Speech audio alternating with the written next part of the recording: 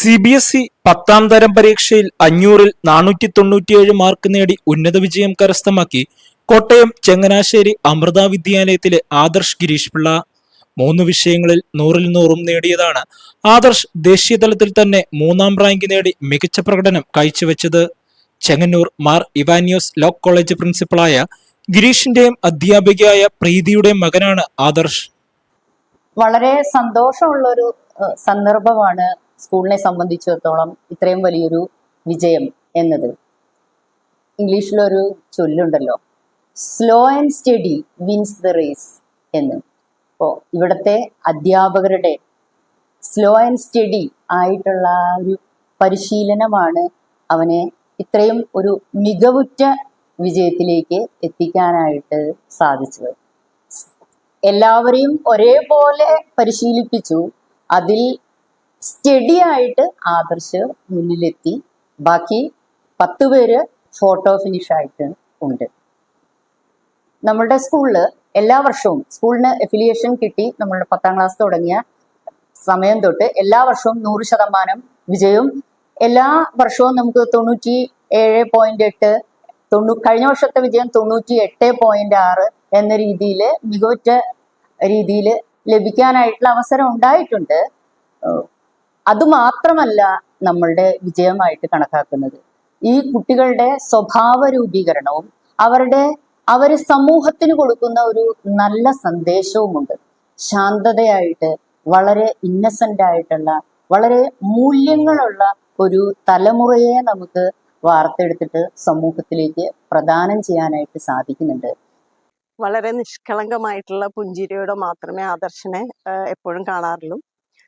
വളരെ പ്രായത്തിൽ കവിഞ്ഞ പക്വതയും വളരെ ശാന്ത സ്വഭാവമുള്ള ഒരു കുട്ടിയാണ് ആദർശ്.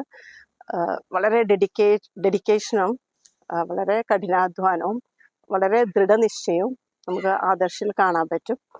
എനിക്ക് ആദർശിനെ പറ്റി പറയുമ്പോൾ പറയാനുള്ളത്, പാഠ്യ വിഷയത്തിൽ മാത്രമല്ല പാഠ്യേതര വിഷയങ്ങളിലും വളരെയധികം പ്രാഗൽഭ്യം തെളിയിച്ച കുട്ടിയാണ് ആദർശ്.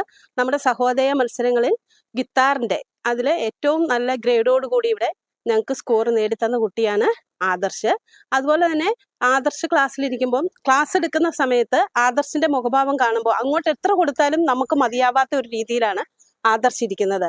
എന്തെങ്കിലും ഡൗട്ട് ഉണ്ടെങ്കിൽ ക്ലാസ് കഴിഞ്ഞ ഉടനെ നമ്മുടെ അടുത്ത് ഓടി വന്ന് സംശയം ചോദിക്കുകയും അങ്ങനെ എല്ലാ കാര്യങ്ങളും അപ് ടു ഡേറ്റ് ആയിട്ട് നടത്തിക്കൊണ്ട് പോകുന്ന ഒരു കുട്ടി. എല്ലാ കാര്യങ്ങളിലും അവൻ അതുപോലെ തന്നെ ആർജിക്കാനുള്ള കഴിവ്, എല്ലാം കിട്ടണം എന്നുള്ള ഒരു ആഗ്രഹമുള്ള ഒരു കുട്ടിയാണ് ആദർശ്. നല്ല സന്തോഷമുണ്ട്.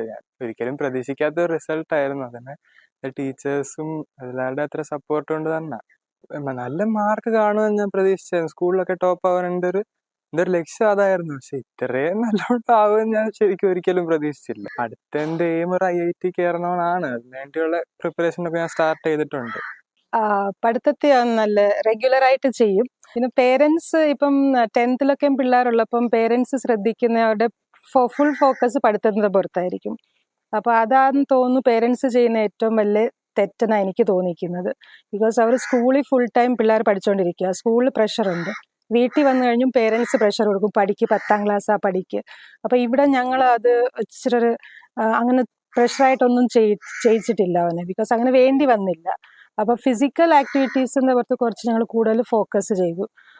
ബിക്കോസ് ഈ പഠിക്കുന്നതെന്ന് പറഞ്ഞാൽ മെമ്മറി വർക്ക് ആവണമെങ്കിൽ ഫിസിക്കൽ ആക്ടിവിറ്റിയും വേണം. അപ്പൊ അവൻ സ്കൂളിലെ പഠിത്തം കഴിഞ്ഞ് വീട്ടിൽ വരുന്നുണ്ട് ശരിക്കും നല്ല എക്സസൈസസും സൈക്കിൾ റേസിങ്ങിനും ഒക്കെ പോകുമായിരുന്നു. അപ്പൊ അതുകൊണ്ട് ഇങ്ങനത്തെ റിസൾട്ട് വന്നത് എനിക്ക് തോന്നുന്നു അതുകൂടെ ഒരു ഹെൽപ്ഫുൾ ആയിട്ടുണ്ട്. ഒരു ഫിസിക്കൽ ആക്ടിവിറ്റീസ് പേരൻസ് ശ്രദ്ധിക്കണം, എന്നാലേ മെമ്മറിയും നല്ലപോലെ വർക്ക് ആവത്തുള്ളൂ.